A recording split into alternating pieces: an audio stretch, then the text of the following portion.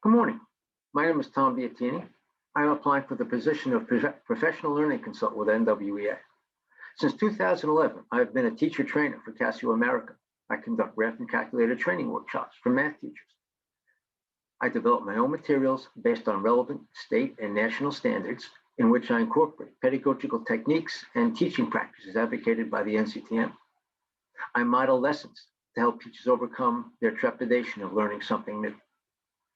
As a middle and high school math teacher for 30 years in Glen Rock, New Jersey, my goals for my students included developing a positive self-image and the growth mindset. I created a classroom culture that put an emphasis on understanding using an inquiry-based approach.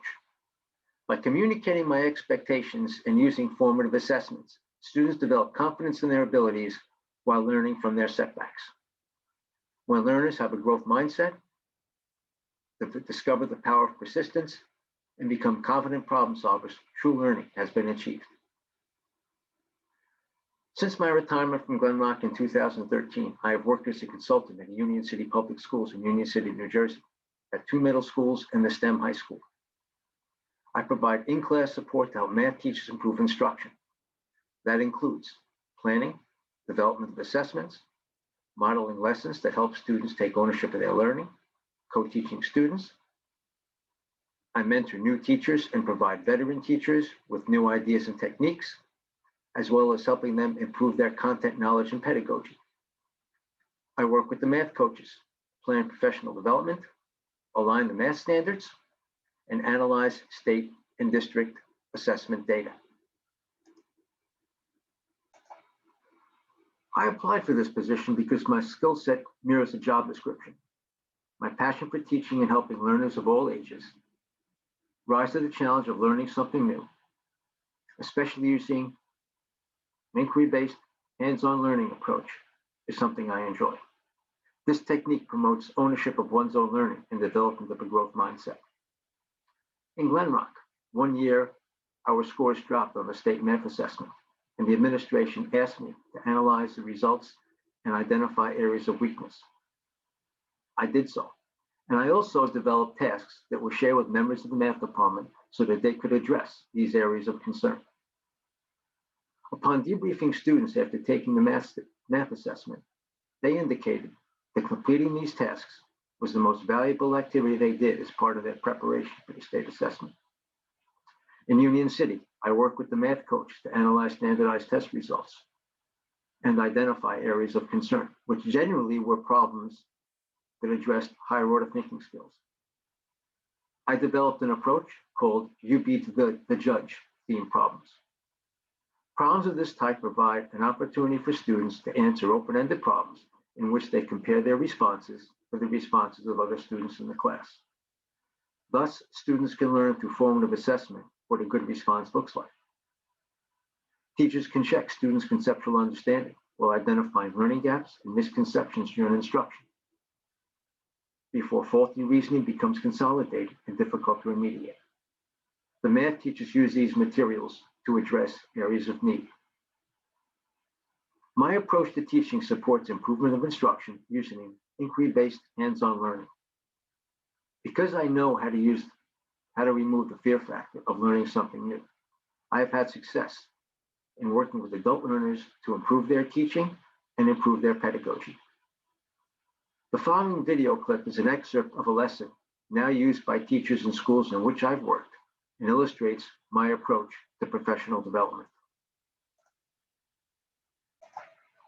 Welcome to the mathematics of the bucket brigade. Is the time it takes to pass a bucket dependent upon the number of people in the line? As you can see here, we have a picture of what a bucket brigade looks like. What I will do with you now is discuss the goals, the setup, and the outcomes of this lesson that I've modeled in schools I have worked at. It is now used by many of the algebra teachers. I've also done it in professional development sessions with teachers. The goals are to introduce scatter plots, correlation, linear functions, and to make and confirm predictions. So as you can see here, we have a bucket brigade lined up. In class, we set it up so that there is 1 arm's length between every 2 students. In class, we'll use a book. Students do not have to be standing in a line. They can be wrapped around the room. And you want to have a student near a flat surface, so they pick the book up from the flat surface, they pass it down the line, and the last student puts the book down on the last flat surface, and we stop the clock.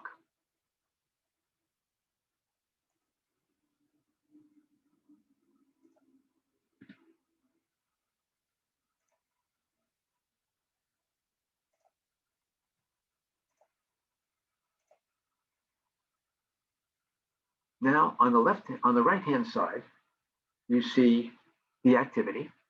On the left-hand side, you see the calculator, which we'll refer to later.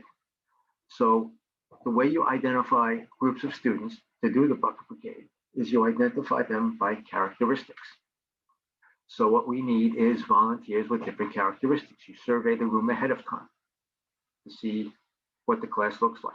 You can use the boys, you can use the girls, you can use people wearing glasses, you can use people with braces. You want different numbers of people. So again, the independent variable is the number of people. The dependent variable is going to be the time in seconds. And as you can see here in our table, we had 5 people with red shoes, and it took 3.6 seconds. 6 people with braces, that took 4 seconds. So after you collect your data, what you want your students to do is to make a scatter plot.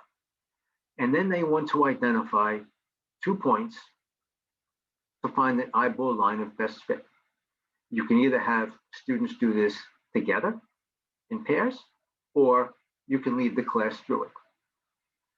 I led the class through it, and we used the points 6-4 to represent the braces people, and 9-6, which represented the boys.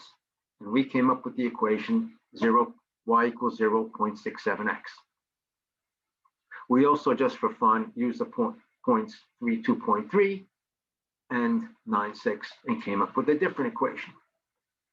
But the interesting part in the mathematics is on the back, where students have to identify some of the meanings of the numbers in their equation and talk about some other characteristics of this particular problem. The best part of this problem is when you make a prediction based on your equation with the class. And with 23 students, we predicted 15.41 seconds. Then you take the students out into the hallway and line everybody up in one straight line. And then have them pass the book. And with this particular class, it took 15.5 seconds. If you have access to a graphing utility, as you can see, I have my graphing calculator here on the left with the data. What you can do is see how close your calculator equation and your hand calculated equation match up. So let's make our graph, and there's our scatter plot, and we are going to calculate a linear regression using the AX plus B model, and we get y equals about 0.65x plus 0.35. We're going to copy this to y1, and then we are going to draw it, and as you can see, it's a very nice fit. So let's go back and overlap our hand calculated equation and draw that. So as you can see, they are very close. So now you have, we have 3 different equations, 2 we hand calculated and the one from the calculator. Is there some kind of discrepancy? This is a good discussion you can have in class. So students can confirm their work with the calculator. They can have a lot of fun and discuss some good mathematics. Thank you for joining me in this overview of the Bucket Brigade.